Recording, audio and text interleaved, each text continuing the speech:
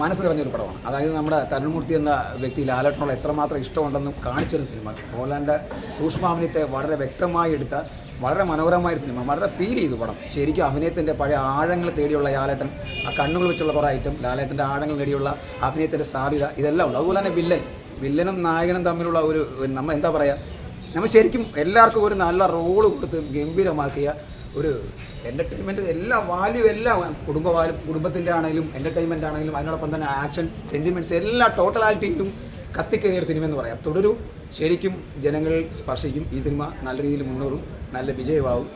നമുക്കെല്ലാം ഫീൽ ചെയ്യും എന്താണ് ലാലേട്ടനെ കാഴ്ചവെച്ചിരിക്കുന്നത്. അഭിനയത്തിൻ്റെ സൂക്ഷ്മവശങ്ങളെ ശരിക്കും നിറഞ്ഞാടിയ ലാലേട്ടൻ്റെ കഥാപാത്രം ശരിക്കും നെഞ്ചിക്കൊണ്ടു. പെർഫോമൻസ് എടുത്തു പറയാനുള്ള ആരൊക്കെയാണ്? പെർഫോമൻസ് ലാലേട്ടൻ തന്നെയാണ്. പിന്നെ വില്ലൻ കഥാപാത്രം ശോഭന, എല്ലാവരും ലാലേട്ടൻ്റെ ആ ഒരു പെർഫോമൻസിൻ്റെ കൂടെ തന്നെ വില്ലനും അതോടൊപ്പം തന്നെ ശോഭനയും മറ്റുള്ള കഥാപാത്രങ്ങളെല്ലാം കയറി വരുമ്പോൾ സിനിമ നമ്മളെ മനസ്സിനെ വല്ലാതെ ഹണ്ട് ചെയ്യും.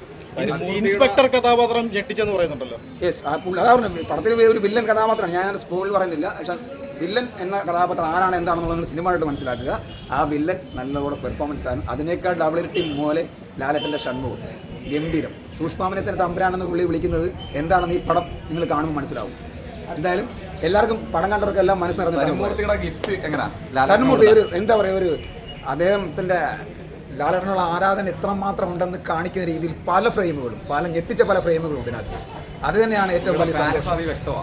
തരുൺമൂർത്തിക്ക് വലിയൊരു കൈകടി, മനസ്സ് നിറഞ്ഞൊരു കുറെ നാൾക്ക് ശേഷം ഒരു സൈലന്റ് ആയിരുന്ന സമയത്ത്